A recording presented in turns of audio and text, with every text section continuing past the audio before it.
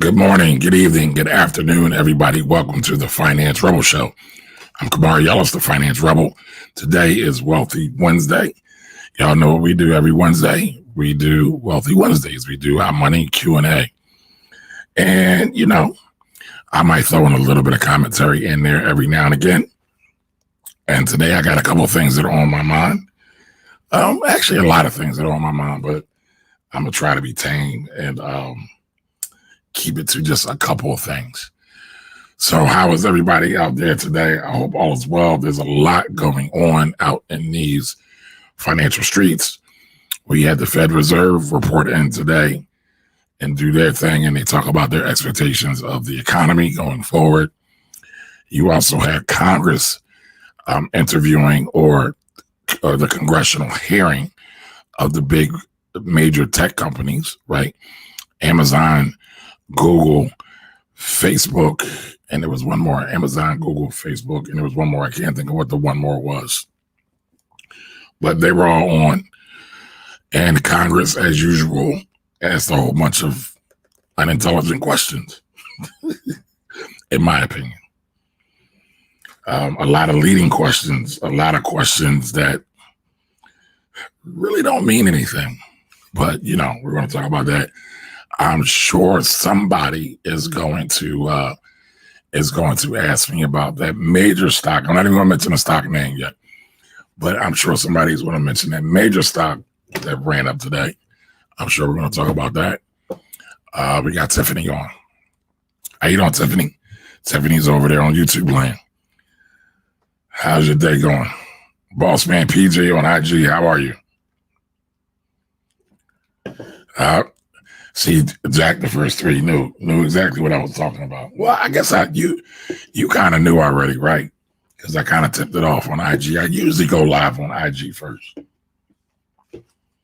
And then I go live on YouTube and Facebook after that. So, I guess I kind of tipped it off.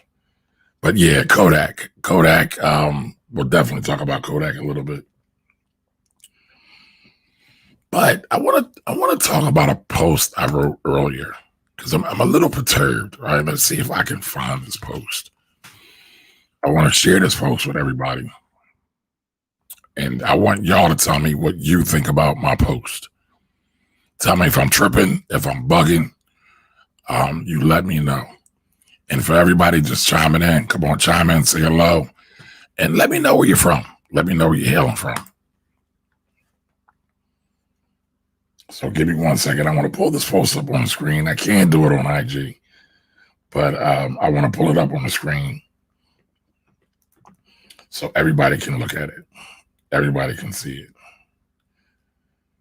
And I don't know what's going on here. For some reason, I cannot share these posts. So do me a favor, somebody that's on Facebook, YouTube, do me a favor, share. All right, so Tiffany's on. She said it's a good day. She says it's a good day. No complaints. Amen to that. Let's do it. Relationship flow. How are you? Welcome. So there's a post I posted. It's actually on my IG and it's on my Facebook page. It might be on my Facebook business page as well, the Finance Rebel page. But I want to get y'all thoughts on this. I'm going to tell you what I said. So random observation. Oops, let me change that back. Random observation. People scream support Black business, but share white financial and business gurus, but never the Black ones. Again, random observation. People scream support Black business, but share white financial and business gurus, but never share the Black ones. What do y'all think about that? Am I wrong? Am I off base? Am I bugging? Am I tripping? I need something to drink. That's not an endorsement. So, what do y'all think? Achievement, how are you? How you doing out there in the Midwest? So, I'll tell you what this kind of hailed from, right? I'm online all the time talking about issues, trying to do my best to keep the community informed about financial issues because most times we don't have a whole lot of programming that does that. Okay. And okay, we'll go there. We'll definitely go there. And a lot of the same things I say, I get seen, said by some of the quote unquote bigwigs. Some stuff, here or there, I might differ with, but I'll see your black person, your average black person share a Dave Ramsey post, a Susie Orman post, way, way more times than they'll share anybody else. And listen, it's not about me, right? Because there are other people that are out there that are good, right? So again, it's not just me. So let's see what IG is saying. So Sharp Anton says marketing. You know what? I got to give it to them. The two names I just mentioned, Ramsey and Orman, they are marketing masters. So Jack, the first three says, you might be slightly off base. Off base. You were referred to me. Okay. All right. Okay. Relationship Flow says people trust the colonizers. They don't value us as humans, but enjoy our consumer spending. Yeah. Black folks think when other Black folks talk about money, they are scared of being scammed by us. Hey, you know what? Jack, the first three, that is very, very real. If you look around social, especially IG, in the last couple of weeks, that's very real. You see it out there. I'm not mentioning no names because I'm not here to black bash, but yes, excuse me, it's going on. Achievement says that's real. Since I've been self-employed, I've gotten most of my gain from various Black people. I try to get gain from you every chance I get. Achievement, yes, you do. You don't try to get gain from me. You get gain from me. Very skillfully, by the way. But listen, that's what you're supposed to do, right? That is exactly what you are supposed to do. So, and most of the people that chimed in on my post agreed with me. I'm not sure about Instagram, but I know many people on Facebook agree. And so I find it really interesting, right? Because we're supporting all Black businesses. Let's support all Black businesses. Let's be very conscious about promoting the competent, because everybody ain't competent, but let's be very conscious about promoting the competent Black financial and business people that are out here that are doing their thing, instead of always going to the same old. Because if we keep doing the same old, right, we're going to keep getting the same old. And what sense does that make? Listen, racism is real. White supremacy is real. But white supremacy doesn't need our help, right?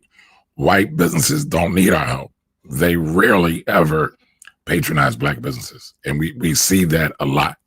Now, there are their exceptions, and we'll talk about that too. But however, as it stands most times, your major white corporations or even some of your regular old everyday white businesses are not coming to do work with Black businesses. And obviously there are exceptions to the rule. Robert, Mr. Lindsay, USA.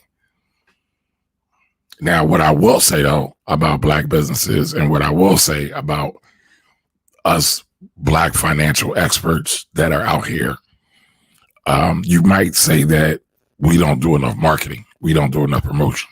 I know I'm guilty of that. A lot of people say I'm guilty of that, and I'm cool with that.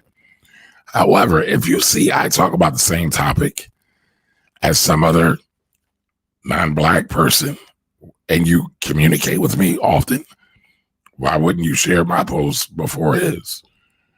Why wouldn't you support the building of my platform before the non-white, Black or white person? I don't know. Maybe I'm crazy. Am I crazy, y'all? Tell me what you think. All right, so Jack the First Three says a lot of our Black finance leaders are charging $4 and $5 grand to teach you some loopholes they learned. Crazy. Yeah, listen, I'm for everybody making money, right? Obviously, there should always be a great value exchange. But folks can't do what they do unless they get paid. $4 or $5 grand, I don't know. Inboxing, who are you talking about? Let's not put it out there in the universe. All right, so Tiffany Thompson on YouTube says, no, it's not you. We don't see ourselves as good money managers. That's sad, Tiffany. Hopefully I and some of my other fellow colleagues in the financial space can help to change that image. Because there are a lot of good Black money managers. There's a lot of good Black insurance people. There's a lot of good Black accountants. There are a lot of good Black financial content creators. Like, I love EYL. Earn Your Leisure. I think it's a solid show. So before we share some other person's show, we should share EYL. That's just my opinion. But I want to know, what questions do you all have? Deal Making Jason, how are you? Welcome. Happy Wednesday. So what financial questions, what money questions does everybody have before we get too deep into things? So, one thing I wanted to talk about is Mackenzie Scott. Mackenzie Scott is Jeff Bezos' former wife, ex-wife, multi-billionaire. But over the last, couple months, she's been giving a lot of money to Black businesses, in particular HBCUs. She gave a bunch of money to Howard. She gave a bunch of money to Hampton. She gave a bunch of money to Tuskegee. She gave a bunch of money to Xavier. She gave a bunch of money to the United Negro College Fund, which, again, I think all of those are dope. I'm like HBCU jealous because I didn't get a chance to go to. I wanted to go to Howard, and that dream never came to fruition. However, I'm still a fanboy. I'm a fanboy of Howard. So I think it's great.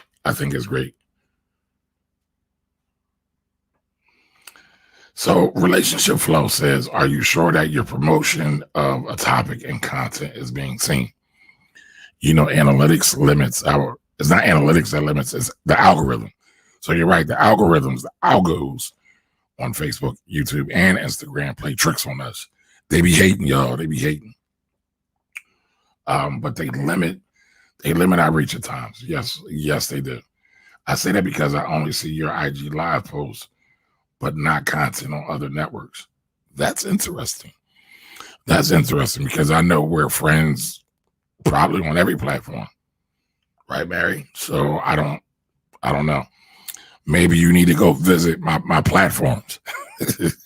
Make sure the algorithm knows that you're interested in my content. But you know what? Now to think about it, I haven't seen much of your stuff on Facebook either. That's interesting. As a matter of fact, I haven't seen much of your stuff on Instagram either. And I'm guilty of this, right?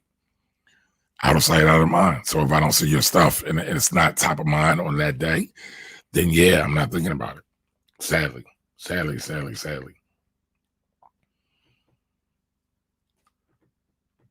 So let's see if I can do this here. Oh, there we go. I don't know why that's happening, but that's really weird. So yeah, Seven Deuce, what's up, Cal? How are you? Oh, you're doing lives now too? All right, I'm gonna have to come stalk one of your lives. Check you out. Cali Connection, how are you? Welcome. Everybody, this is Wealthy Wednesdays. This is the day for Q&A. Ask your questions. Don't be shy. I'm sure if you've been paying attention, you got a lot of questions because there's a lot of things going on out there in those financial and money streets. So what you got? But yeah, Mary, I don't know, but that's my little pet peeve. That's my gripe. That's my rant for the day. I'm not gonna I'm not going to harp on that, because at the end of the day, this is what I say about black business. We all could do much better in our marketing, right? And so Sharp Anton said that at the top. And so, I don't begrudge any of the big name white folks that are out there. Mid-Atlantic, how are you? I don't begrudge any of them. At the end of the day, I have to do my marketing. However, I do find it interesting that we tend to like and share and contribute to, non-black platforms before we contribute to our own. But, maybe I just need to do more work. I'm open to that as well. I'm open to that as well. But, again, tell me what y'all think.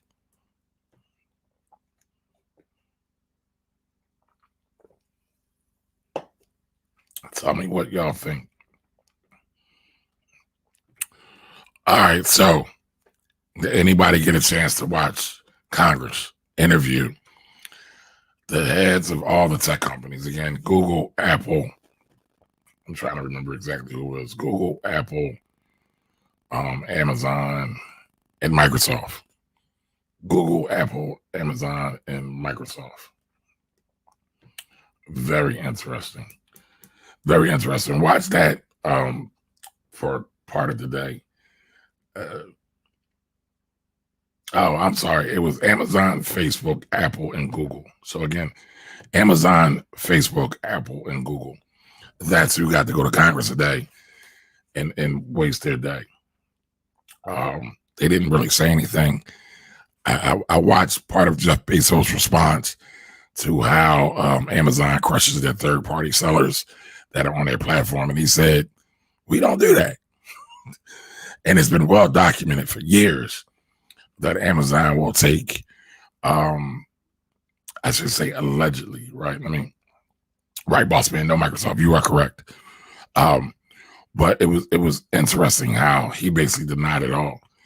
But for years, many people have complained about how Amazon as a business strategy, not by accident, not by happenstance, but as a business strategy, will have either someone they want to purchase, like a Zappos with Tony Hsieh. That's well documented, where they wanted to buy Tony Hsieh, or they wanted to buy Zappos, the shoe seller. And Tony Hsieh and them didn't want to sell. And so what they did was they created a different platform, plunged a whole bunch of money into it, but still couldn't outdo what Tony Hsieh over at Zappos and them were doing. And so they came up with other products to compete with them, right? People that are Amazon partners, Amazon sellers are saying that Amazon has intentionally created products to rival them. If you're on my IG, I shared a little bit of that over there. And I mean, some of the stuff that they talked about, I mean, is very much what people have said, people have attested to for quite some time. But at the end of the day, I don't think, what Congress talked about with, those four companies is going to amount to anything. Because after, all day long, Amazon still increased in price. So the market doesn't care what Congress is talking about. The Wholesale King, how are you? Amber Styles Cuts, how are you? So, they were up there, Congress, doing their thing, but nobody cared. Nobody cared. The market was still buying. So it's very, very interesting. And then you had the Fed Reserve.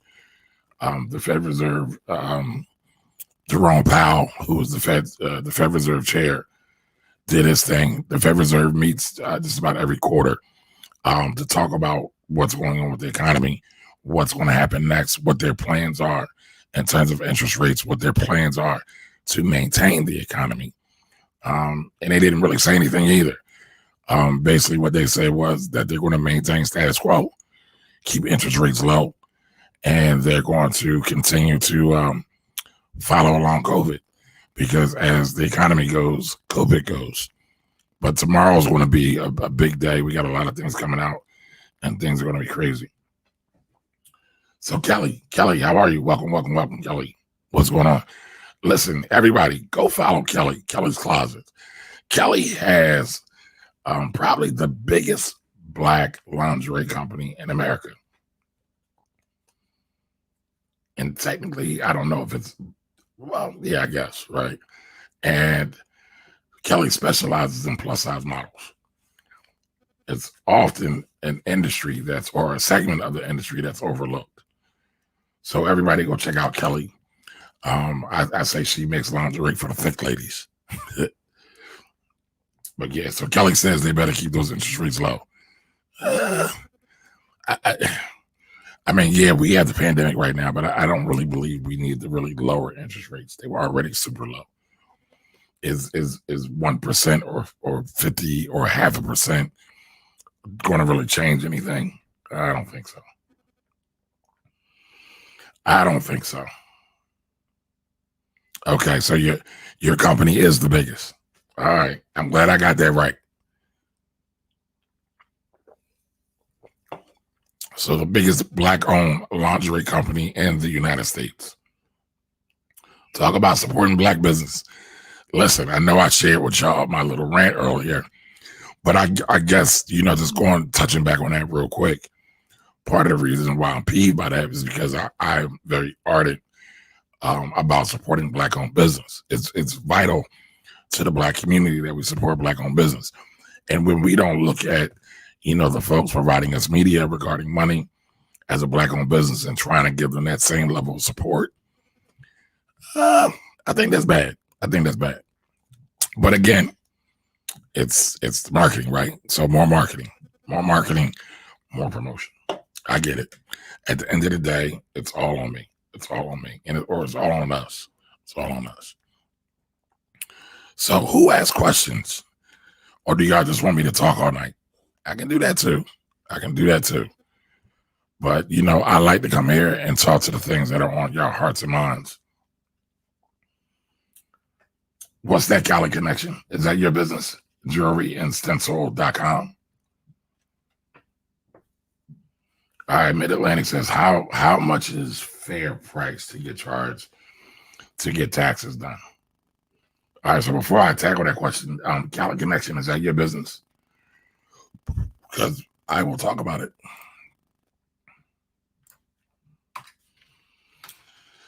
Now, Mid-Atlantic, the question is, how much is a fair price to be charged to get your taxes done? Well, that depends. How difficult is your tax return? How complicated is your tax return? Is it a simple return or a fairly simple return with a W-2? Is it a more complex return with, various partnerships, various businesses, lots of rental property, lots of stock transactions? Which one is it?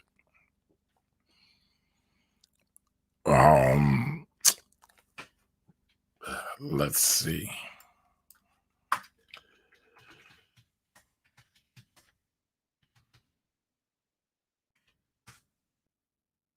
Simple return. Now, how do you define simple? Couple W-2s, couple kids, married, single. Okay, Cali said it's an art gallery downtown LA partnership. That's yours?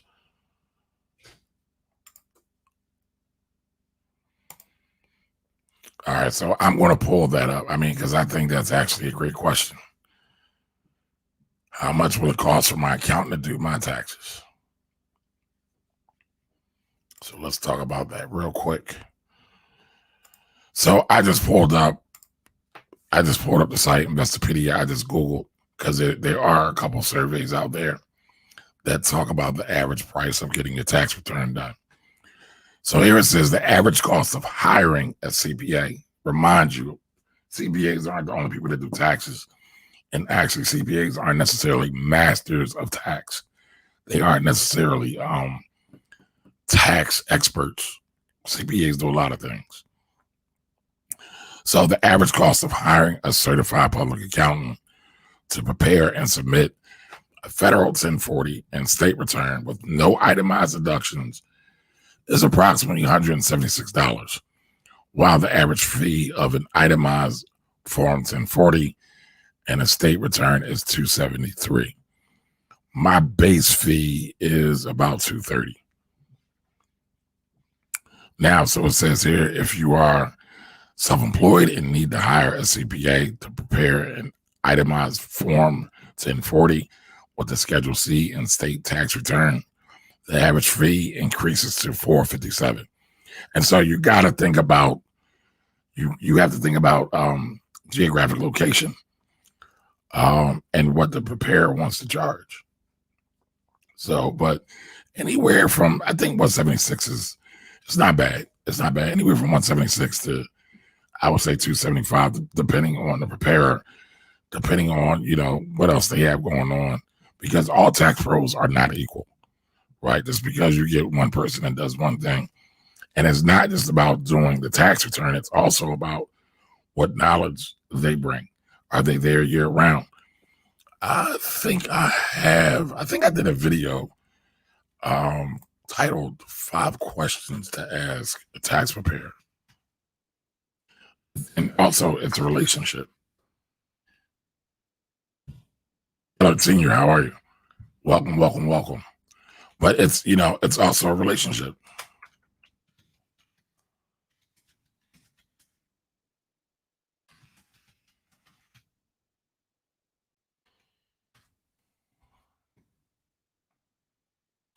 I did that.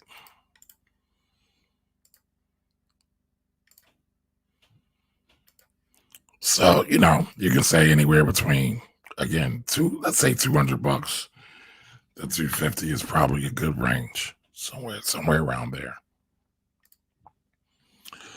So I put that in. There's my video right there, folks, on YouTube. If you're on YouTube, melanated out, and what's up, bro? If you're on YouTube, be sure to subscribe to my channel. Be sure to like this video. Be sure to turn on notifications. All right. Because I'm starting to put out a whole lot more. Like Sharp Anton said, marketing. Part of marketing is also having your product readily available to be assessed, to be tried, to be seen, to be discovered. So, hey, Alexandra, Miss Bentley, how are you? So, I got to do my part in it too. And I'm cool with that. I'm so cool with that. It's not a problem. So I'm looking at my YouTube channel now, and it's telling me there are 3 people watching. Funny thing is, though, it says on my screen that there's 6 people watching. Oh, well, you know what? Maybe that's not factoring in Facebook, because I keep seeing that number fluctuate. But let's see if we can find it. Again, be sure to like my YouTube channel. YouTube.com/Camari, CAMARI. Trey Snatch, what's up, brother? So, Alexandra, you said bring the content. So you missed my little rant earlier. I asked the question. I said, how do we all scream support Black business, but we only share white financial and business gurus and never share the Black ones? That's my experience. Not just about me. I just see our folks share the non-Black so-called gurus, because I don't consider myself a guru. I just see them sharing their stuff more. Oh, so you saw it and you agreed. Yeah. So, but, right, at the end of the day, I ultimately have to claim responsibility, right? So I got to do more marketing. Maybe I need to reach out and ask for more help. Maybe I need to run some ads, whatever we can do.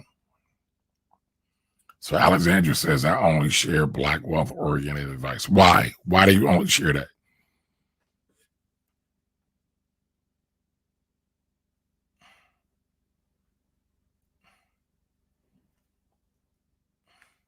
Why do you only share that?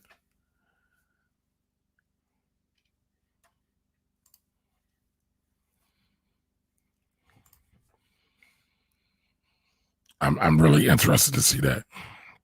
So, all right, Facebook, YouTube, what questions you got? What are you wondering about? What are you thinking about? I think I saw Rhoda Doctor, how are you? I think I saw a couple other questions on IG.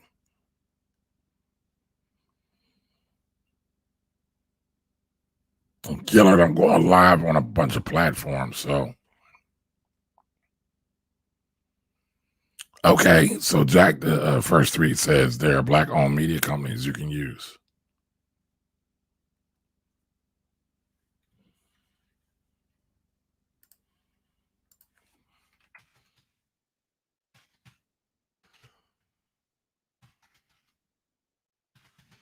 So, I'm pulling up Jules. Is it Jules and Stencil? Jewelry. I spelled it wrong. Jewelry and stencils. So I'm looking this company up. In Cali, is this a Black owned company? Have me out here sharing non-Black owned companies.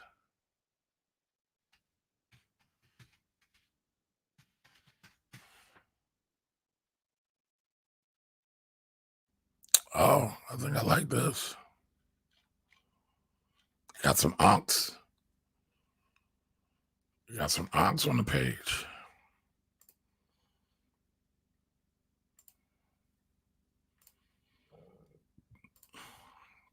So let me check this out. All right, so now that they're out and I see your question, give me 1 second and I will come right to it. I just want to talk about jewelry and stencil real quick. So, who's been on since the beginning? I knew somebody was going to ask about that. Alexandra, of course, it was you. So, Alexandra asked, can I talk about Kodak? Yeah, I can talk about Kodak. I knew somebody was going to ask about it. Y'all just love it when we have these one-day mega hits, these one-hit wonders. Ain't nobody thought about Kodak in years. Miss Lady Ace, how are you? I hope I said your name right. If I did not, please correct me. So Gillis Senior says, I believe the problem with Black people want to please white people more than support Black-owned businesses. I can't say I disagree. I can't say I disagree. But real quick, let's look at this company. Some gift card. So we have some onks here. Stencil brand. Seems like it's definitely Egyptian or credit. I mean, excuse me, Egyptian or Kemetic influenced.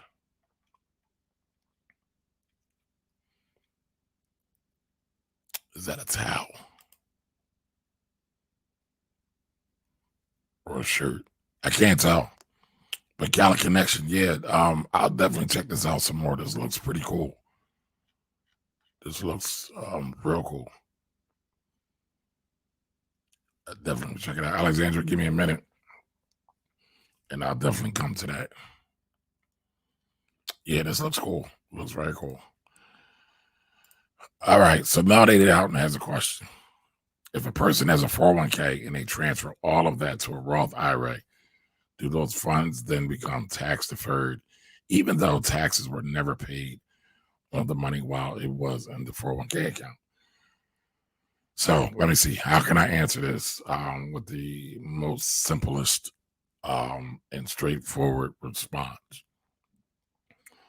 So if you take a 401k and you directly roll it over to a Roth 401k, and it was never taxed, you're going to have to do what's called a conversion. You're going to have to do a conversion, and more than likely, it's been a while since I've done any transfers, but I don't believe you can do a 401k to a Roth conversion. I think you have to do a Roth, and I could be wrong on the show. I had to double check just to see how it goes. You would have to do a 401k, and I know I'm being technical, so I apologize in front. But you'd have to do a 401k roll over to a traditional IRA 9 times out of 10. There are some other instances, but I won't go into that. And then from the IRA, you would then have to convert it to a Roth IRA. And yes, you will be liable for any tax. You will have to pay tax on that conversion. Now, there are opportunities and situations where it might make sense for you to do that if your tax rate is super low, and you can and you can trying to think here, and you can you would have to figure that out.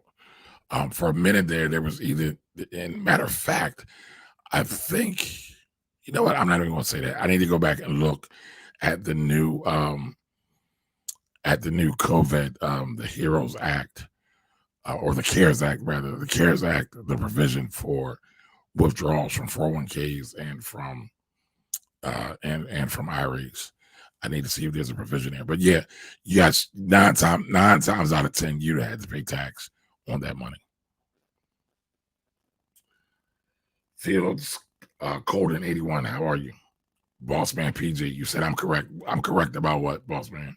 I missed it. I didn't see it scroll up in time to catch the context. So listen, y'all, feel free.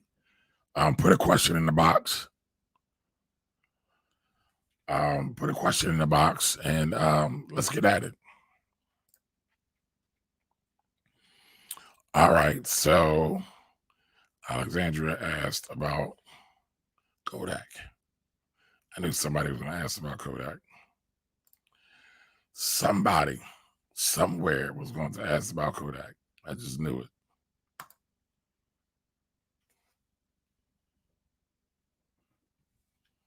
Bossman PG. Bossman PG, are you in the industry? I did that cold, so I was right. Or did you roll over a 401k recently? There's so many rules. There's so many laws. It's hard to keep up a lot of times.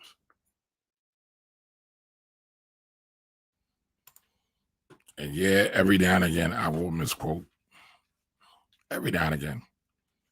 But I really hate when I do that, so I try to stay up on everything as much as possible.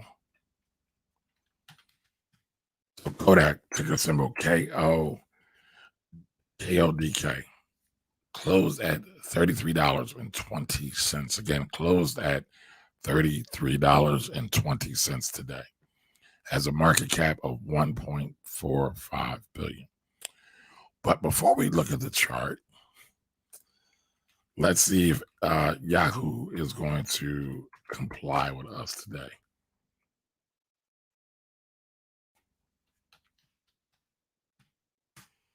Now, for y'all that don't know about Kodak, because Kodak has been like laying in the shadows for I don't know how long. Kodak is an old camera company. So let's get the profile, because it's actually a tech company.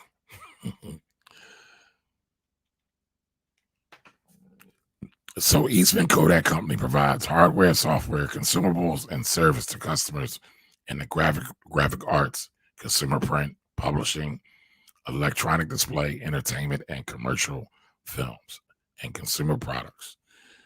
The company operates in 6 segments: print systems, enterprise, inkjet systems, software and solutions, consumer and film, advanced materials, and 3D printing technology. In Eastman Business Park, it offers digital offset plate and computer to plate imaging.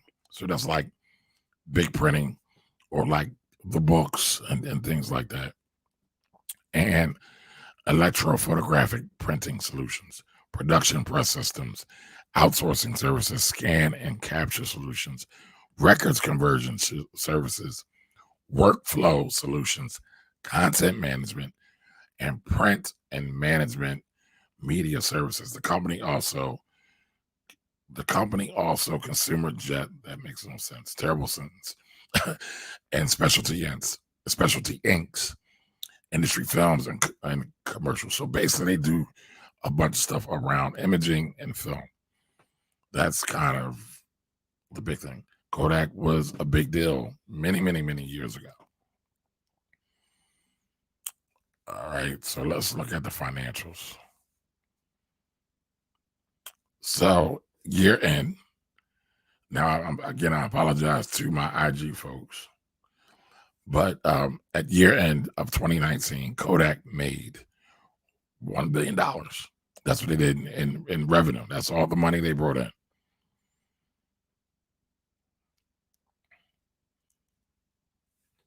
And they had a loss for the most part, a loss of 60 million. So let's see.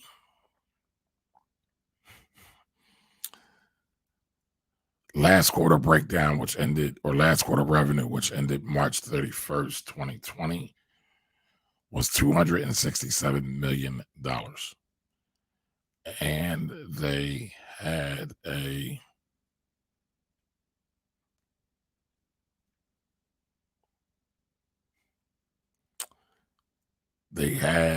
let's see, they had a small profit, roughly 58 million. Now let's see, do they have any money? And let's be thankful to the Yahoo guys for cooperating with us tonight, because they don't like to cooperate some weeks. So cash on hand, Kodak had at the end of December 31st, 2019, he had $233 million. Let's see what they had last quarter. Last quarter, they had 209 million. So not bad. Not bad at all.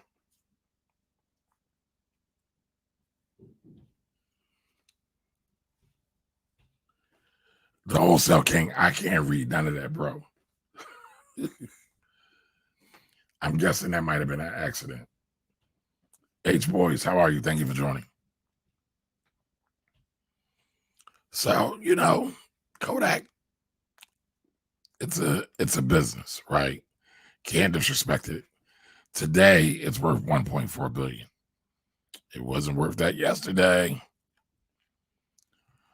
All right, so let's look at this. It doesn't pay any kind of dividend. Kodak's been around since the 1800s. It's been around for a long time. Today, the stock opened at $18.74. Yesterday, the stock was $7.94. So yesterday, looks like stock hit $11.19. Then today it took off, went all the way up to $47. $47. And then it fell back off to 33. So people got excited about this. Was I right, Wholesale King? Did you hit that by accident? People got excited about this stock. Oh, you know what, guys? I thought I shared the screen with you all. My apologies. People got excited about this stock because they're getting a loan from the government. The government's going to help them start a new business. Well, isn't that convenient? Isn't that lovely? Right. So I just went through all the financials here, guys and gals. I don't want nobody trying to me too me. So the government is going to give them money to start a facility to do potentially COVID treatments. I think it's interesting. So here's an article that's talking about the Kodak CEO on federal deal. We're more of a chemical company than a camera brand. So this is the ultimate pivot. This is like the ultimate pivot. But when they talk about pulling yourself up by your bootstraps with no help whatsoever, just say, well, Kodak didn't do anything to do that. They just got a $765 million loan to manufacture. It's right here, right? So the Trump administration, so this is one of Trump's cronies, and this is where politics and money intersects. Many times people say politics and money don't mix. Totally false. Politics and money are intertwined through and through, from A to Z, from the bottom to the top. All right, so they're granting Kodak a $765 million loan to manufacture active pharmaceutical ingredients domestically. I mean, I guess it's a good thing, right? Hopefully, it will help create some more jobs. As it says here, they're talking about the Trump administration has frequently called for more domestic manufacturing as a result of the disruption to the global supply chain, taking square aim at China because we're still, or the government is still having disputes about China and overall trade talks. So it's a problem. It is a problem. So the stock just jumped through the roof. So, all right, let's look at the chart. Let's go to the chart.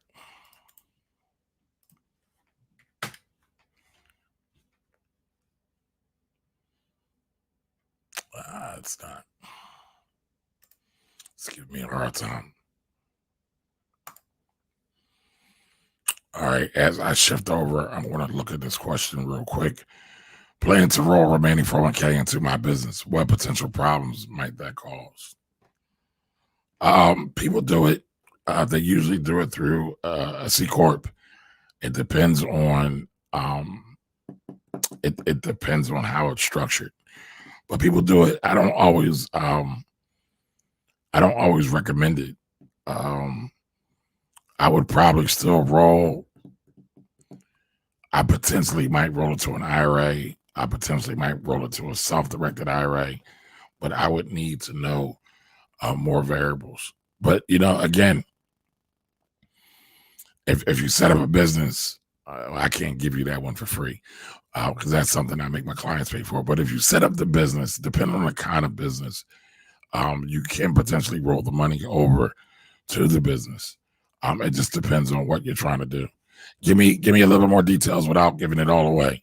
I don't want to put all your business out there in the street market. Being Tamika, how are you? Lamont Harris, how are you? So give me 1 second. Alexandria wanted to talk about Kodak and the big jump we've seen these last couple of days with Kodak. I mean, it's been a monster, but my guess is Kodak ain't gonna be doing this for too long. So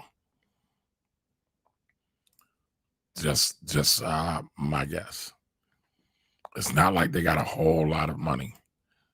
And don't get me wrong, 765 million is a whole lot of money. However, it's I don't see Kodak all of a sudden becoming this super duper profitable company overnight. Well, technically, they're not a pharmaceutical company. Yes, they deal with chemicals. Yeah, like some of the agents they use to produce film, not human trials testing for pharmaceuticals or anything of that. So, again, y'all love these. I mean, even my son called me, right? Y'all see, I talk about my son sometimes. He called me, what's going on with Kodak? It's a flash in the pan. Y'all see Kodak didn't make much money.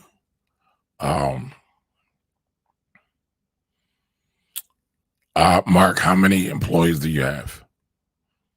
So Mark is currently a cheesecake company. Where you at, Mark? I need some cheesecake. Structured as an LLC.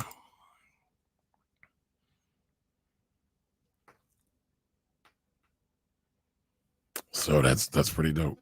That's pretty dope. But again, a lot of folks are happy and they're speculating that Eastman Kodak is going to be able to turn around and become a great pharmaceutical company. They basically got government support to start a new business. Wouldn't you like government support to get a new business? And I mean, you could kind of say PPP was that. Wichita, Mark, do I know you? I go to Wichita from time to time.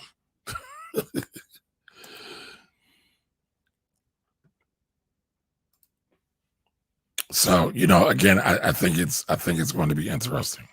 I think it's going to be interesting.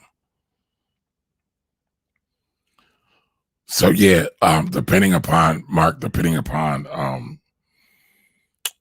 you got and everything else, you could potentially roll that money into what's called a solo 401k. and you can potentially take the money out and loan it to yourself and then pay yourself back, pay your own self back to your 401k.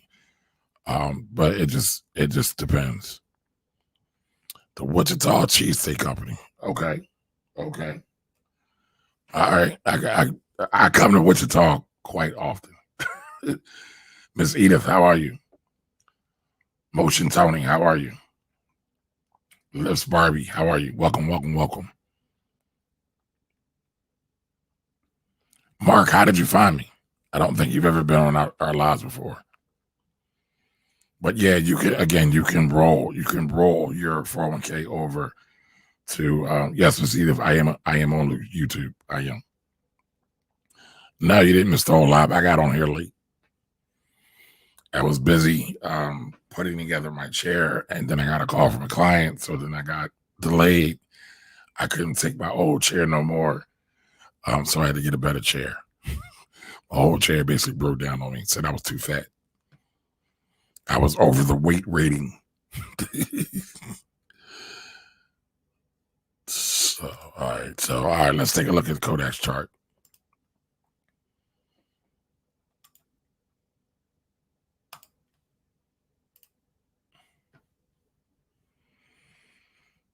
All right, so right now I'm looking at Kodak's. Miss Edith, you're fluffy too. Listen, I can't say that. I don't want to get jumped.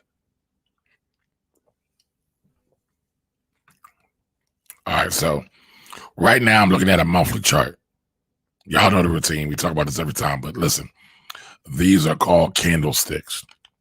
Each one of these candles or bars represents a month's worth of price data. So right now I have the crosshairs looking at this big old green bar right here, which is December 2027. So everything in this bar right here represents December 27. Let me try to make that bigger for y'all. Can everybody see that okay? So we saw here Kodak hit a high. Something happened, had a lot of volume coming, and it hit a high of $7.95 in December of 2007. Ever since then, December of 2017. I'm sorry. Ever since then, it's kind of been in a downward pattern. And so since the beginning of the year, starting in January, it opened at $4.52. It closed at $3.41. It was a penny stock. Y'all know I hate penny stocks. Penny stocks are the spawns of the devil. But everybody's looking for a lottery ticket, so people like penny stocks. Shelby, what's up, bro? All right, so January opened at $4.50. February went to $3.20. In March, it was $2. It hit a low of $1.50. Wow. Closed the month out at $1.73. April. Opened up at $1.62, hit a high of $2.61, closed at $2.25. Then we go on to May, right? It's just been in penny stock central. So May was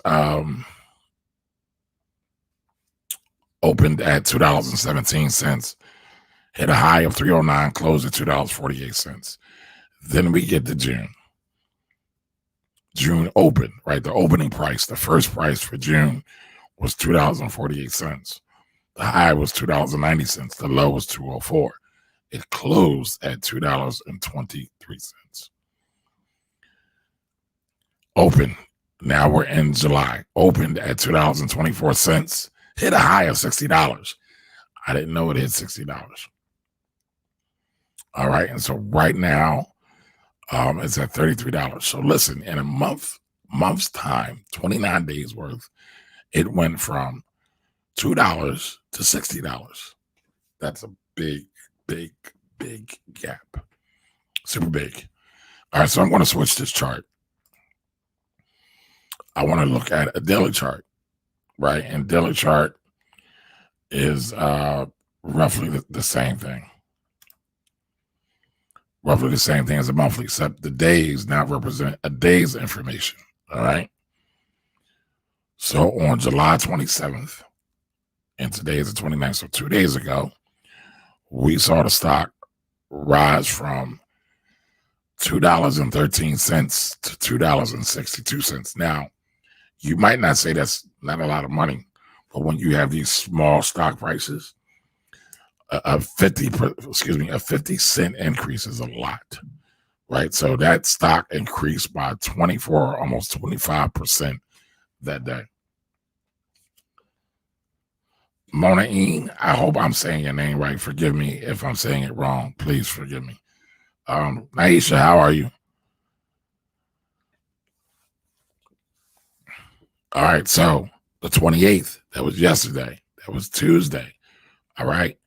It opened at $9.63. Now remember, this stock it opened the week at $2.13. The very next day, it's $9.63. Right? Had a high of $11.80. All right. Then today, it opened at $18.43. So it damn near doubled, right? Damn near doubled the price from yesterday's open. So today it opened at $18.43, went up to $60. I think the stock was almost up at the high over 500% for the day. Then it closed at $33.20 for a total one-day increase of 318%. 318%. 318.14. I know a lot of y'all are like, oh, that's impressive. All the people that would have caught that trade, for the most part, are insider traders. That got insider information. My IG live is about to shut down. So IG, hold on tight. I'm going to end the live now. I'll be right back. Come right back. All right. So, only folks that had inside information would have 9 times out of 10 caught that trade. 9 times out of 10. I mean, so, again, I know a lot of people get excited when they see these big gaps, when they see these big jumps. But here's the deal. Here's the absolute deal. When you see these big jumps, when you see them, they're temporary. They usually don't last. I for the most part, don't think that that Kodak will have any real life to it. I think it's a lottery ticket that a lot of people brought into, spent money on after they heard the announcement that pushed it.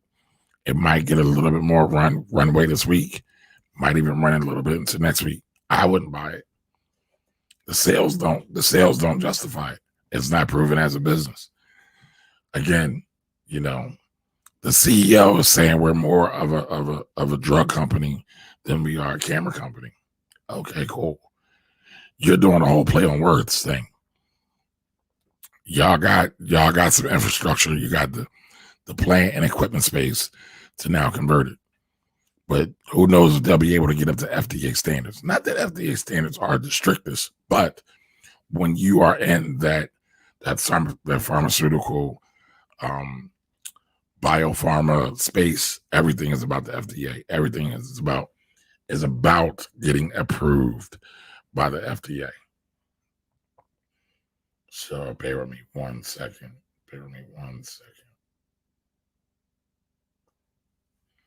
So, if you can't do that, then who knows? And so they don't have any track record on that. So I don't think, okay, Mark, we'll do me a favor, inbox me your information. I don't think I'm coming. I know I'm probably not coming out there this time, or anytime this year rather. But I'm sure I'll be back to Wichita. I have some clients out there. So I've been there a few times. y'all new renovated airport over there.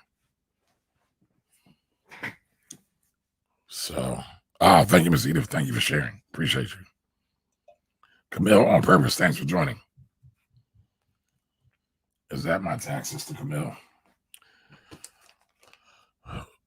Mr. Robert, London, USA. Oh, by the way, Robert, I saw your comment today. You know what? Let's talk about that. Let's talk about that as well, unless somebody has more questions for me. Anybody else have any more questions?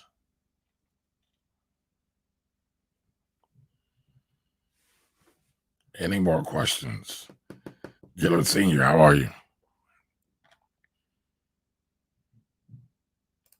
But yeah, folks, I'm not, again, I'm not giddy or happy or joyful or gleeful about Kodak.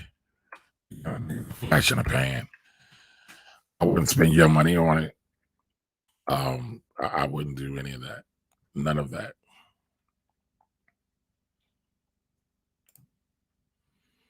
So give me a second. I want to pull up something real quick.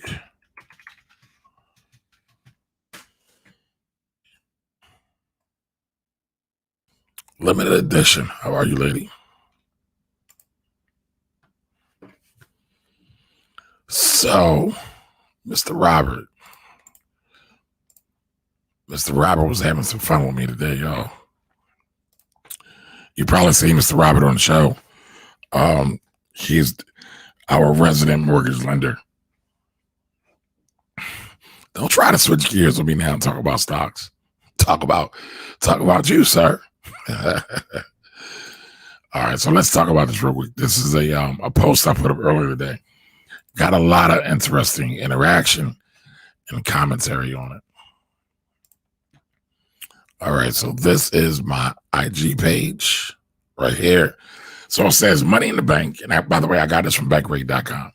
Money in the bank will pay the bills. Home equity will not. Right. So this kind of goes back. Everybody knows, I believe, according to financial law, right? Financial axioms, that cash is king. And so we have a lot of people out here that promote credit, that promote being super duper fancy, super duper sexy with all of this stuff. But many times this advice is not about, or not for basic everyday folks. It's for folks that are trying to be advanced, that are well versed, potentially at a master's level, right? So I got a lot of interesting commentary on this post. And so let me read to you what Bankrate said. So, it's now a good time to refinance or double down on your mortgage payments. Greg McBride, a CFA. Now, what CFA stands for is Certified Financial Analyst. All right. He works at Bankrate as their chief financial analyst. All right. So Mr. McBride says he favors refinancing over extra payments, right? So paying extra payments onto your mortgage to try to get more equity into your house at the end of the day, so it can be worth more, potentially, right? So he favors refinancing over extra payments. Refinancing creates financial flexibility and allows you to work on other financial goals with the money you're saving, like paying down high interest debt or setting money aside for retirement. And I'm pretty sure he's also thinking about all the other things that are going on now and all the other uncertainty that is here now. Oh, that's my daughter right there at the bottom. So, he's thinking about all those things. Sharp Anton's back. Boss Man PG is back. Miss Pretty 6969 is here. Welcome. Thanks for coming back, everybody. So, I am a big, adamant promoter of having cash, because over the years, I've seen so many people that are my clients, that are friends, that are associates, that don't have an adequate cash reserve. And anytime there's an emergency, they got to scramble. Anytime there's an opportunity, they have to scramble. And a lot of times they are just in overall precarious places. However, if they were a bit more conservative, right? Because I got some people talking about getting HELOCs and doing things like that, a bit more advanced things. But if they just kind of stuck to the basics with having cash on hand, a good ample amount of cash, they would be able to do all those things. And life probably would be a little bit easier. But, I said cash is king. So Mr. Robert over there, Mr. Slickster, he got on there and he said, let me find your comment, Robert. He said cash is king, but equity is the emperor. You must have both. So he cleaned it up at the end when he said you must have both. And doggone well, equity is not the emperor. You just made that up. But that was smooth though. Bro. We will have to have a show and debate that a little bit for folks. Just so, and I know everybody has their own point of view, right? But y'all have to remember my stuff, my content is geared towards the individual beginner, right? Because a lot of us are not talking about this. I want to make us talking about money cool, right? I want to make it when you sit down at a dinner at night, you're able to have a conversation. I'm just a side note real quick. I had a conversation with somebody that follows me pretty often, father and son team. And they're building a business. And I got a chance to talk with them and consult with them real quick. And I thought it was wonderful. And they talk about money and they're open and honest. And now as a family, because y'all know that adage, blood and money don't mix. Right. I was going to give y'all the Biggie version, but I'm trying to censor myself today. But you know how to say you shouldn't do business with your family. That's not true. If y'all can sit down, if you can have a conversation, if you can plan and execute together, you can have a business together, right? But at the foundation of that is the conversation. So wouldn't it be cool to talk to your parents about, well, mom, dad, how much cash do you have? Mom, dad, how much life insurance do you have? Mom, dad, how are you set up for retirement? Right? So it's this open flowing of overall information sharing. Not to be in your parents' pockets or there being your pockets, but just to know, right? Because communication will make the family stronger, right? And, again, my community here that rocks with me, we're mostly Black. What would it be like if we had more Black families that had 7 figures in money and net worth, right? And then those other families could do things together. But none of that is really possible as long as we have a low level of financial education and intelligence. So it's vital. It's vital. It's so important that we begin to have conversations about money. So again, with Robert chiming in, giving his perspective, because he is a mortgage guy, right? He said cash is king, but equity is the emperor. Again, my take is I want to have my cash. I want to have access to my cash. I don't want to have to do a refi or a home equity line of credit to get access to my cash, my equity, my asset at the end of the day. So welcome back, everybody. Miss Edith's back. Miss Edith's back. King Larry III's here. That's a dope name, King Larry III. Revive Wellness, Nutrition, how are you? And the Wholesale King is back. Yeah, Robert, I'm using you to make my point because I know you got thick skin. So Gillis Senior, I said, I have ADO. Is that ADOS? You believe that Blacks are scared to build another Greenwood? So you know what? Everybody talks about Black Wall Street, and y'all might get mad at me for this. But Black Wall Street was not the only place where Blacks had their own economic base. You had Durham, you had Raleigh, you had Winston-Salem, you had Richmond, you had Philadelphia, hey, where I'm from, right? You had Harlem, and plenty more that, I'm sure I did not mention. But for some reason, we are fixated on Greenwood, and Greenwood's great. But I don't think in Greenwood is a section of Tulsa. Great book for everybody to read. I don't have it. I wish I had it on me right here. It's called Black Fortunes by Shamari Wills. Again, Black Fortune by Shamari Wills. It's a great book. It talks about the first 6 millionaires out of slavery. And it actually goes back a little bit deeper, but they talk about Tulsa. They talk about why blacks moved to Oklahoma in the first place, right? Because they were looking for refuge. For example, Robert Church was a major figure. He's probably my favorite figure in the book that he talked about. Robert Church was a character, well, not a character. He was a black man out of Memphis, Tennessee.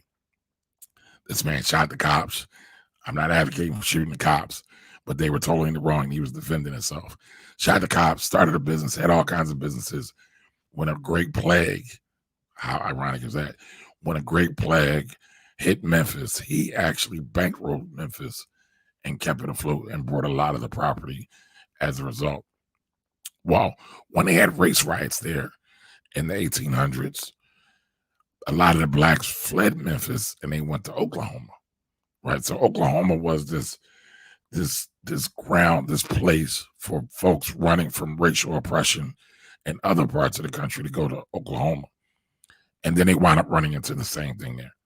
And I just think that's ironic how that happened. But, people usually don't give that whole context. They just say that Tulsa was there. They built all these businesses. They had all these black businesses, black banks and everything. But they don't talk about some of the economic issues of the day that were going on there. And so, Gillard, yes, I think we could definitely build more Greenwoods. I would love to see you build more Harlems, more Philadelphias, more Durhams. I mean, there was bus companies outside of Philadelphia, right? They talk about that in that book. I know there were bus companies, black-owned bus companies in Durham and Raleigh. So, yeah, I would love to see all that. I would love to see all of that. All right. So, Robert asked, as you said, you need to know what level you are. Robert also asked, how much cash do you recommend? Y'all ain't gonna like this. So y'all hear people say you should have 6 months of expenses in cash. I say you should have a year. I say you should have a year's worth of cash in your rainy day fund. I call it the opportunity fund, right? And just cash in the bank, not chasing any yield. I know that's hard for a lot of people to even fathom, right? Because if you make $50,000 a year, I say you should have $50,000 in cash. However, that's the goal. I know you can't always get to that, so you got to start. So I say start with your first 1,000. And then when you get bonuses and you make some side money and you get your refund money, you build up to that. Now, the rationale behind me saying a year is based on it normally takes, under normal circumstances, right now ain't normal. There's nothing normal about right now. But under normal circumstances, it takes 9 months. If you lose your job, right, it usually takes 9 months to find that job, a new job. That's almost a year. Now, yeah, you might have unemployment. Yeah, you might have some savings put aside or, some other opportunities that come up. But what would your mental be if you had a year's cushion, not expenses, but a revenue, and your life could continue on uninterrupted without a year? I call that buying freedom. And again, that's just basic. Can you do other things with your cash? Yes. But that message gets a little muddied, and I'm trying to keep things simple so people can digest it, right? So yeah, once you get a year's worth of money and savings, you can do all kinds of other things. But let's just strive to get the cash going first. Then you might find a property that's abandoned and that needs some rehab, and you got the cash for it, right? And you have other cash coming in. It affords an opportunity for you. Or, let's say that, I'm in the sandwich generation, which means that I have children that are young. I have parents that are older. And I'm an only child, by the way. So if something happens, it's all on me.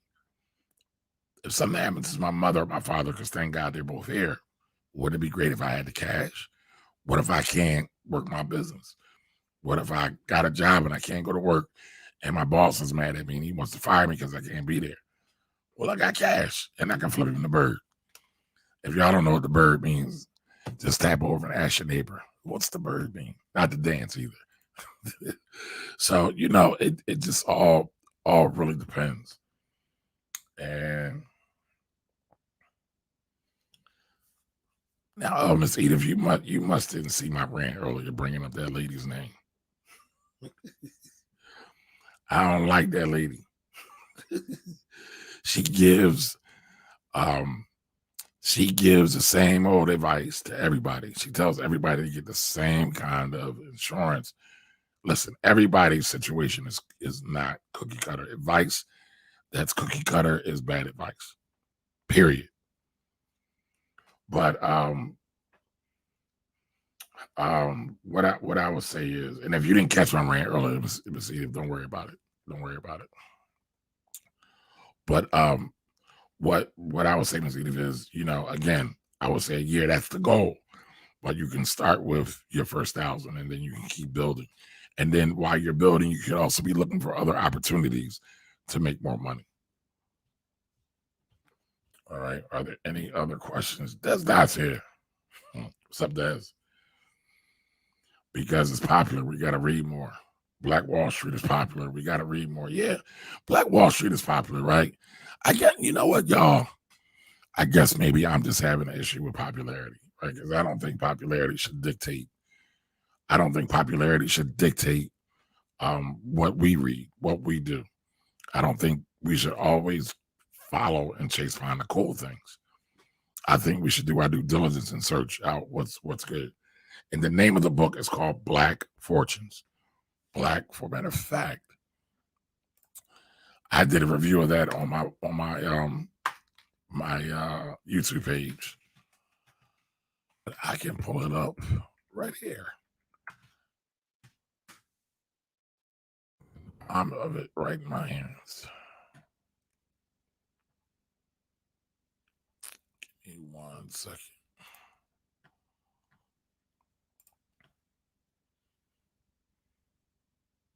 Give me 1 second. So yeah, like I said, Black Fortunes.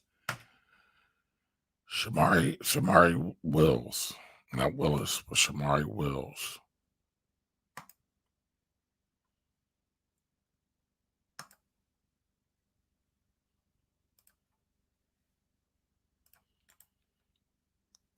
The story of the first 6 African American, the first 6 Black. I don't like the term African American. That's just me. As y'all can see, y'all, I got a lot of idiosyncrasies. I'm particular about a couple things. All right, so the story of, wrong one. The story of the first 6 African Americans who escaped slavery and became millionaires. All right. I mean, this book was fascinating because it talked about Madam C.J. Walker and Annie Malone. All these times, people have been running around saying Madam C.J. Walker was the first Black millionaire and the first Black female millionaire, and that's not true, according to this book. And I think this book was probably, I believe it was very well researched. But they talk about, listen, chart these names down, buy this book, y'all. But they talk about Mary Ellen Pleasant, John Brown, Robert Reed Church. That's the guy I was talking about. He became the biggest landowner in Tennessee. Hannah Elizis. Her story was very interesting. And Annie Turnbull Malone. O.W. Gurley. O.W. Gurley was from Tulsa. And again, Madam C.J. Walker. Very interesting book. Very eye-opening book. If you're into Black history or if you're into Black wealth, it's a must read. What's up, Diamond Noob? How are you? Yeah, it is the opportunity fund, right? Equity and cash flow. Yes, Robert, I agree. It does give choices. Zen Home Concierge. Kia, why are you laughing at me, Kia? Coach Al D, how are you? I had to look at your name for a minute.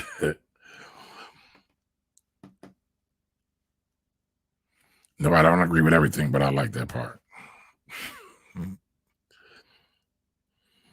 So Robert says, Mr. Robert Lewis says, Mr. Lent to USA says most celebrities are not wealthy, and most wealthy people are not popular. Facts. That is very true.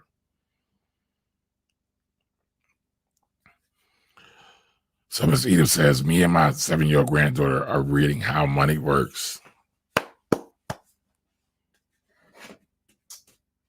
By the way, I don't know if I talked about this. Hashtag prompts, right? If y'all can see this. Made that for me. Black-owned company. But Ms. Edith followed my suggestion, and she got this book. I think everybody should get this book if you're serious about money. It's called How Money Works, right? I mean, listen, y'all, reading can, oh man, there's a clip I posted of Dapper Dan. So if anybody knows about Dapper Dan from Harlem, that basically kind of reinvented fashion, urban fashion, hood fashion, hip hop fashion, whatever you want to call it. Wrote a book last year. I listened to it last year. I do a lot of stuff on Audible. But there's a clip floating around out there of an interview, and I shared it. And he said that he figured out that any problem he was having, he could always go find something to read and help him work his way through that problem. So basically, he was able to read his way to freedom. I don't know if y'all understand how profound that statement is, but he was able to read his way to freedom. We got to start reading more, y'all. We got Kanye West out here talking about Harriet Tubman didn't help free the slaves, right? But Kanye is an admitted non-reader. He don't read, right? So it's easy to see when you don't read, you can be easily misled. And that don't mean just read any old BS, y'all, right? I'm talking about people who are truly, truly, truly into scholarship, meaning they do research, okay? But I don't know. I don't know. So yeah, what's up, Gary? Yeah, get that book. Get that book. It's a great book. Oh man, why you put me on the spot, Gary? GIOP422 is a childhood friend of mine that we're still friends to this very day. And we are in this challenge together that I'm supposed to be running and riding my bike, and I have been on like a 10-day hiatus. I ain't had it in me. Dio Kazi, how are you? Welcome, welcome, welcome. Cindy, how are you? Welcome, welcome, welcome. Thanks for tapping in with me tonight, everybody. Miss Vanessa Braxton. Miss Braxton, I've been meaning to track you down, but I've been busy. I need to get you on. We need to do our interview. How are you? CEO of Black Mama Vodka and Tea. We need to do, I never did my happy hour at the end of tax season because I just got so wiped out by tax season. Of course, I'm going to have Black Mama Vodka. I need to buy some more though, because I basically killed the first bottle I got, so I got to get some more. So Vanessa, I'll be ordering some more vodka from you. Since I've been having a whole night of tangents, let me just say this, right? There is almost no reason not to buy black. You can get just about everything from a black-owned business. Ms. Vanessa Braxton, black-owned business, sells vodka, sells teas. You have black life insurance agents or agents. You have black car dealers. You have black roofers. You have black plumbers. You have black electricians. You have, there's not many black gas stations, right? Another book on the topic of buying black. Our Black Year by Maggie Anderson. I feel like I've talked about this a million times. I can talk about it a million more. Great book about Maggie Anderson and her quest and her journey to buy black for one whole year. People actually labeled her racist because she would rather support her community. By the way, who hires the most black people outside of the government? Black-owned businesses. So when we talk about and complain about black unemployment, and they call a lady like a Maggie Anderson a racist because She's trying to help her community have better employment opportunities. She's trying to help her community reduce crime. She's trying to help her community increase wealth creation in their community, but they called her racist, right? So, again, with all that said, we have to figure out more ways to keep our dollar in our community because our dollar in our community serves us the best. All right. So Miss Edith says, I just brought black chicken and French fries from the African. Hey, listen, we all Africans, right? So I'm cool with that. That works. That's where we started. All right. So MP London says, what's the book? Which book? I didn't talk about 3 books, at least 3 books. Now, Miss Edith, you've heard me talk about this book before. So I talked about Our Black Year, right? Dapper Dan's book. That might be the book y'all talking about. Let me find that one. As well.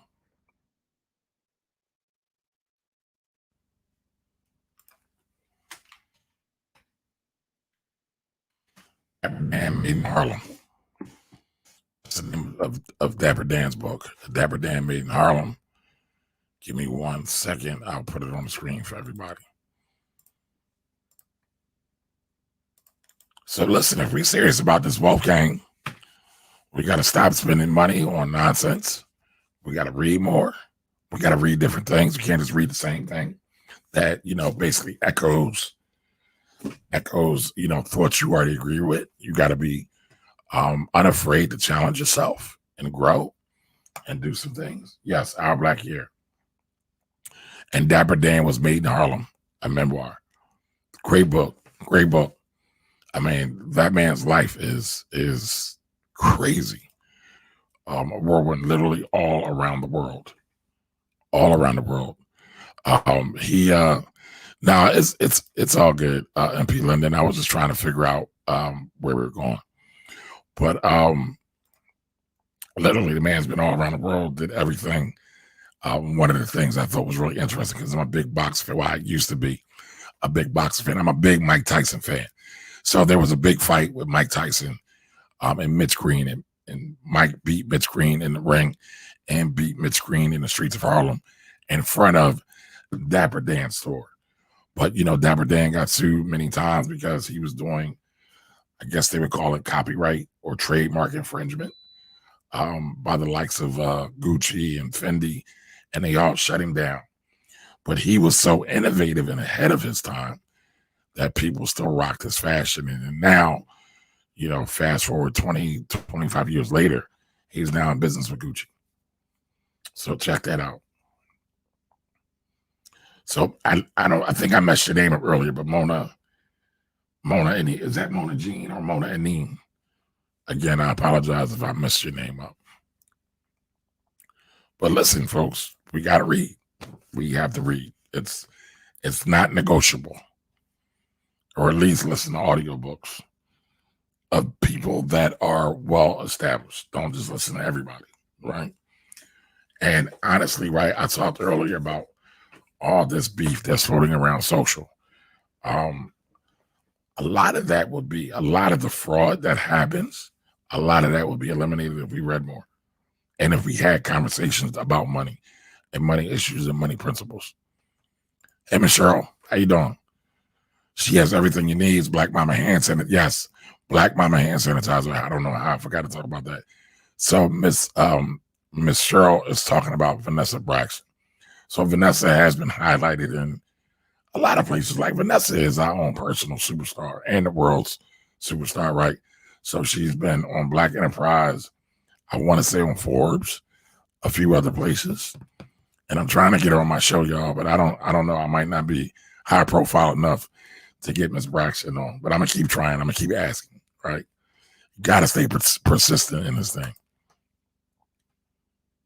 Right. Yeah, we got to read, y'all. We got to read. It'll just bring heightened awareness. Like, listen, one person said one of the benefits of reading is, and again, well-established, thought-out people, is because you get to take advantage of their research. Sometimes people research books a year, 2 years, 10 years, a lifetime. Well, you get to sit down and read that research. It's in a synopsis, but maybe a day, 2 days, 3 days, 4 days, depends on what it is. But you get to take advantage of all that research without actually doing the research. So how dope is that? All right, y'all, it's 10:14. I know I got started late, but what questions do y'all have so we can end the day? Did I miss any questions? If I did, just throw them back in again. Miss Edith said, what was the name of the book? Did you get the book? Yeah, the Dapper Dan book. So I don't know if I said it, but yeah, G-Hop, I didn't get any miles in.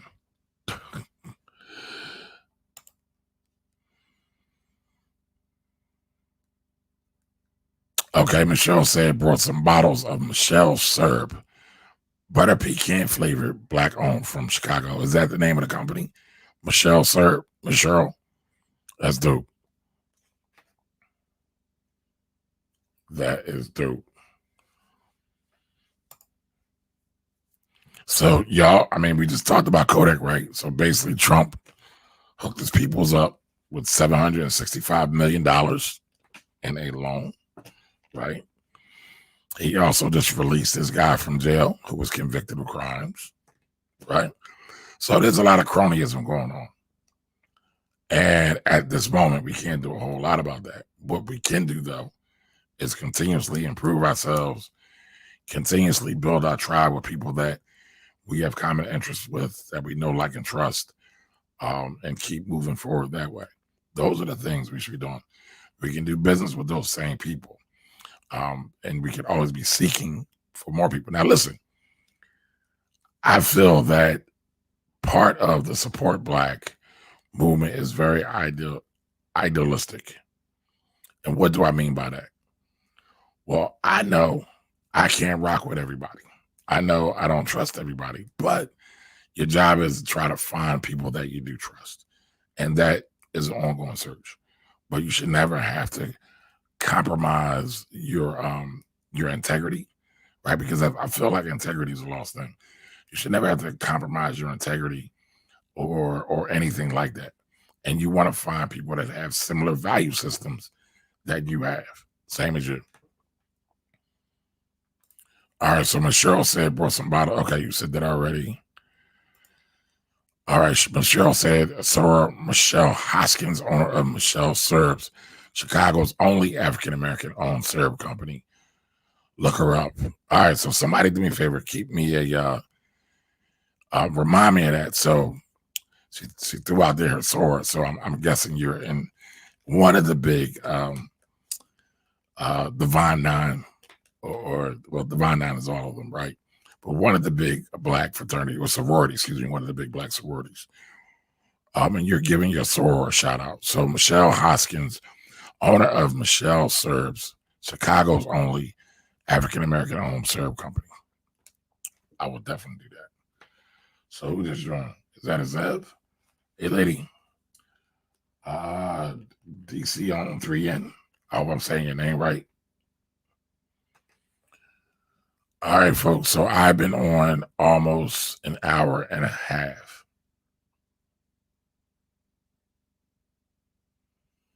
So Ms. Edith said that's fraud with 14 million stimulus was cray. What's fraud? What's fraud? What exactly are you talking about, Ms. Edith? But I've been on an hour and a half, folks. Listen, you're watching the Finance Rebel Show. If you enjoy the show, we do it every week. Well, excuse me, we do Wealthy Wednesdays every week at 8 p.m. 8 p.m.-ish. Today I was a little late. I got the lead. But I'm here every week. And Saturday, I will be here with a new Wealthy Conversation. That was going to be pretty interesting. But I'm going to do something different on Saturdays. I'm going to start a little earlier. I'm going to start at 11:30 and then bring my interviewee on at noon. So look out for me on Saturdays as well, live at 11:30. Talking about what's going on in the market, and then having our interviewee on. So what is fraud, Miss Edith? 14 million in stimulus. Oh, are you talking about what I talked about yesterday? Yeah, he was from Florida. The guy, let's call him Blue Lamborghini. The guy with the blue Lamborghini from Texas, from Florida. He applied for almost $14 million in PPP funding, lied, said he had either $2 million a month or $4 million a month in monthly business expenses. In actuality, he only had $200,000 monthly, and he got almost $4 million in PPP loans. And they came and got him because he brought a blue Lamborghini, a bunch of jewelry, some clothes, and had a lot of lucrative stays down on Miami Beach in a hotel. Oh, and how could I forget? He also placed some nice orders from an escort website to go out on some nice fancy dates. So he had to get right, got some clothes, got the car, got the jewelry, and then he got some girls. So I'm not mad at him. But now guess what? He's facing 70 years. So people tell people not to file fraudulent claims for their PPP, for their unemployment, for their EIDL. And EIDL is economic injury, disaster loan, and or grant. So don't do it. Don't do it. Don't do it. Yeah, well, so people don't realize that the FBI has created a task force around PPP loans, around this SBA stimulus, around this Corona stimulus. They created a task force. So they're working with everybody from all the major agencies to see if anything crazy comes about. And when you buy a blue Lamborghini, I would say that's kind of crazy. My thoughts on the price of gold. Price of gold hit all-time high. I think it's at like a couple points from $2,000. Or did it go over $2,000? Let's look at it real quick. But I know I've been talking about gold. Anytime there is unrest, uncertainty, people buy gold. They buy gold in U.S. bonds. I am not the big bond guy. The big gold guy. Some of my gold bugs out there kind of hate me for that. But gold is an asset just like anything else. It ebbs and flows like anything else. And let's see if I can pull this up. And what happens with gold is gold tends to run up really high. So like if you go back to the 70s, I might be dating myself, but I'm also a history nerd. But if you go back to the 70s and you look at the Iran hostage situation, when you go back to like 73, when there was an oil shortage, you saw gold spike heavy.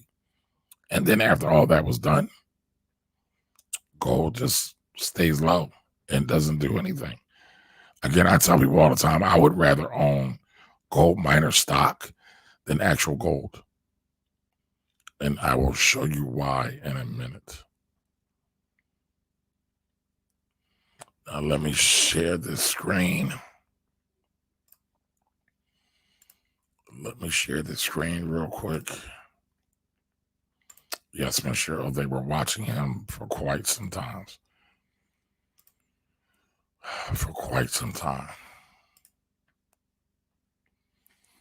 All right, so on this chart, I can kind of go back to 76, right? So it's always good to just look at charts. If you're interested in the stock market, just look at the charts. Just take a notice at when it runs up and try to think about or research to see what events were going on at that time.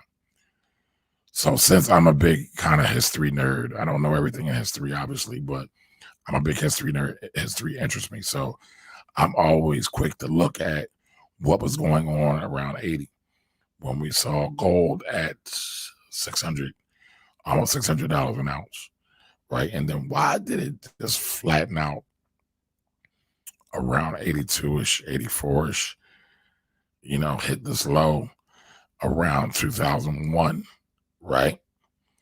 Had this massive run up to 2011.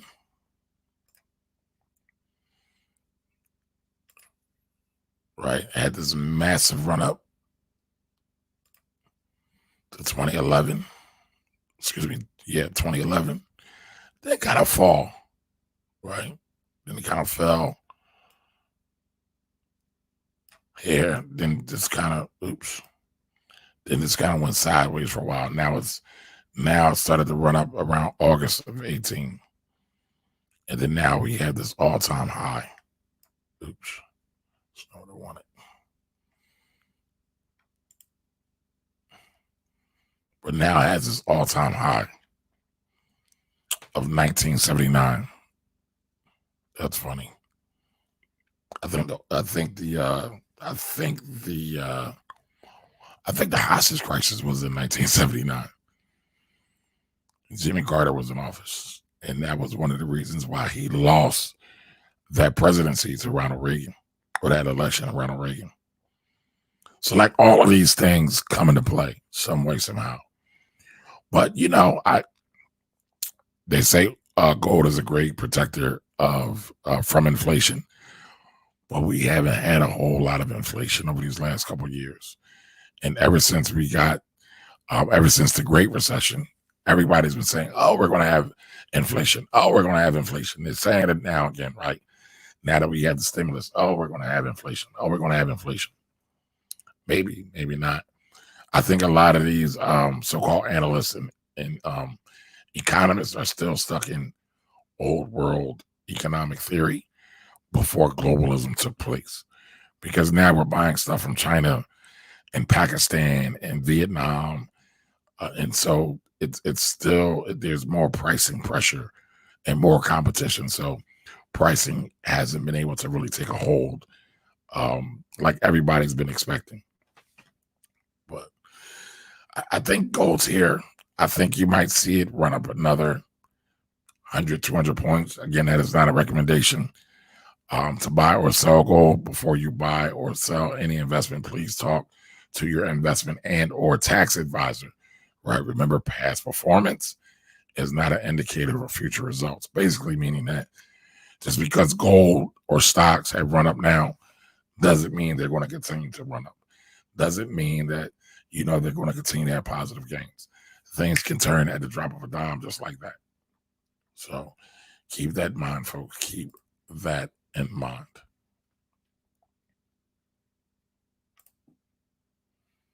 Okay. All right. So you want to see gold? I said I would show gold miners too. So gold miner stocks, you can buy through an ETF, a big basket. And that ticker symbol is GDX. I didn't want all that.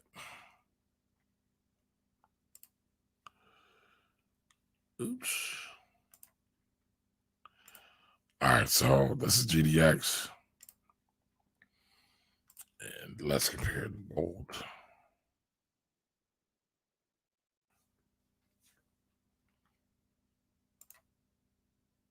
Give me 1 second.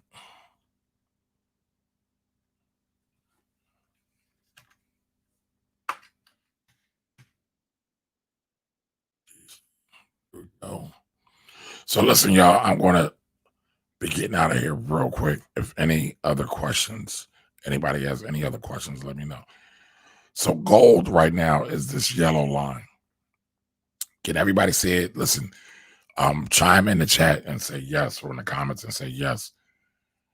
Beautiful 13, thank you for joining us. How are you? Chime in the comments and say yes, you can see it. Let me know. Is that a little better? Let me go to the full screen. Again, my apologies to my IG peoples, because I can't share anything to IG just yet. Right, so you can see that line, that yellow line, that's gold. And so as gold moves, what moves? Gold miners. As gold goes up, gold miners goes up. As gold goes down, gold miners go down. Right, as gold goes sideways, gold miners, the people that unearth and dig gold and then sell it to people that are going to use gold either in industrial production or jewelry, because those are the big uses for gold, right? It's now going to go up as gold goes up. Now it looks like gold is outstriping it or outperforming gold miners. But what about the times when it's down? So if you're looking to do a short-term trade, sure, you can buy gold. But if we're thinking long-term and we're moving long-term, then I would look at GDX. Still on the uptrend, still going to be here for a while. I would take GDX over over gold any day, even in the height of it being so quote unquote cute or outperforming. All right. So if anybody has any questions, I will be taking the last one or two now, and I will be wrapping up. Cynthia is now on YouTube. So listen, if y'all like my stuff, do me a favor, like this video. Because y'all know, again, the algorithms are tricky. They're trying to keep your boy down so everybody can't see me. So like the video, share it, comment. Let's have a dialogue. Let's talk about this money. Oh, man, MP London, watching from London. Okay. Thanks for joining. Thanks for joining, MP London. What time is it over there now? What is it, like 2 o'clock in the morning? 3 o'clock in the morning? Let's see, any other? Well, all right, folks. If nobody else has any more questions, remember, I'll be back Saturday at 11:30. And next week, I will be back next Wednesday, 8 p.m.-ish, talking to you about what's going on in the markets, what's going on in the money. And between now and then, I'll be stopping in, doing a video here or there, talking about things that I see are interesting. Oh, Miss Helena comes in at the last minute with a question. But you know what? I got to show Helena some love because Helena is my CMOS plug. I think that rhymed. Thank God I'm not a rapper. But Helena, I got my CMOS today. So thank you, thank you, thank you. I'll be putting that to work again during all this craziness. CMOS has like all the minerals. I can't do the commercial. Helena can do it, but it's got all the minerals. Miss Edith, I'm not going to announce it just yet. It's been confirmed, but I like to double confirm. The Lady Brand, how are you? Mr. PDQ, how are you? Thank you for joining. Stay tuned for my page. I'll announce it then. But Atlanta, what is a sole proprietor? A sole proprietor, everybody's a sole proprietor, right? As a U.S. citizen, you have a right to start a business. And so basically what that means is you're basically doing business as yourself. You can also take on a business name. You can create a DBA for a business name, but you don't need to do a whole lot. You might have to get a license with your local municipality to do what you're doing, or check in with anybody else or any other laws for whatever you're selling in the place that you're in. But you could have a business, right, as your name, or as a DBA. If I wanted to sell CMOS, I could sell Rebel CMOS. Actually, that actually has a good name. So maybe I can white label Elena's CMOS and I can sell it as Rebel CMOS. The problem with that is, let's say somebody wants to say the Rebel CMOS is no good, it's trash, and it made them sick. So then now all my personal assets are exposed and I could potentially be sued. All right. So you see a lot of people talking about LLCs. I've talked about LLCs ad nauseum, and how everybody doesn't necessarily need an LLC, but you can get an LLC. I'm not against LLCs. I'm not against anything except for bad strategy, right? Because all of these things are financial tools. They're not bad.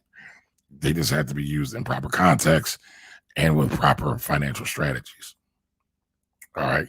But, a lot of people will get an LLC to protect their personally owned assets. So you can have a separation between yourself and you can have a separation between your business. All right. Hopefully that explained everything. But I was wrapping up and I took the time to stop for Miss Elena because she hooked me up with my CMOS and I got it kind of quick. What's up, Z? How you doing? No worries. All right. So listen, everybody, I'll be back Saturday at 11:30. Plug in with me, tap in with me. We'll have a good time. Like I said, I'm going to start doing something a little bit different. I'll be doing a weekly financial review on Saturdays at 11:30, bringing in my guests at noon. All right. And always, I'll be back next Wednesday at 8 p.m. Same Rebel time, same Rebel channel, So come back in, check in with me, and let's have a good time there. And in between, I'll probably drop some other things I've gotten, some ideas. By the way, has everybody checked out my podcast yet? The Finance Rebel Show on all platforms. It's on iTunes. It's on Stitcher. It is on Spotify. It's on Spotify. So it's on all of these places. Hopefully everybody has checked it out. I know a couple people have checked it out. They told me directly, and a few people have even given me a review. So again, do me a favor, go listen to the Finance Rebel Show. Check it out. Listen to it. Rate, comment, review. And tell me what you want to hear. Give me any suggestions about content you want me to create, shows you want me to do. But thank you all for being here. I'm truly honored that you all are here. And I will see you all in a few days. I'll see you all soon. Have a great night. And be well, folks. Later.